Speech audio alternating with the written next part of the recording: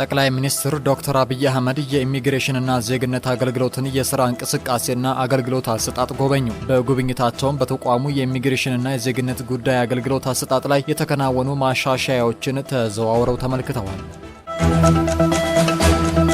የቢሾፍቱ ዓለም አቀፍ አውሮፕላን ማረፊያ ፕሮጀክት ኢትዮጵያ የአይችሉም ስብራቶችን የጠገነችበት ነው አሉ የመንግስት ኮሚኒኬሽን አገልግሎት ሚኒስትር እናት አለም መለሰ። ሚኒስትሯ በበጀት ዓመቱ የመጀመሪያ 6 ወራት ውስጥ እንደ ሀገር የተከናወኑ ስራዎችና የተመዘገቡ ስኬቶችን በተመለከተ መግለጫ ሰጥተዋል። በ6 ወሩ በተለያዩ ዘርፎች ሰፋፊ የልማት ተግባራት መከናወናቸውን የገለጹት ሚኒስትሯ ኢትዮጵያ የማንሰራራት ዓመት ብላ በጀመረችው መሰረት ይህንን የሚያረጋግጡ ስኬቶችን እያስመዘገበች ነው ብለዋል። የተጀመሩ ፕሮጀክቶች ኢትዮጵያ የያዘችውን ህልም ለማሳካት ትልቅ ድርሻ እንዳላቸው ገልጸው በሀገሪቱ የኢኮኖሚ እድገትና ብልጽግናን የሚያረጋግጡ ሰፋፊ የልማት ስራዎች እየተሰሩ መሆኑንም ገልጸዋል።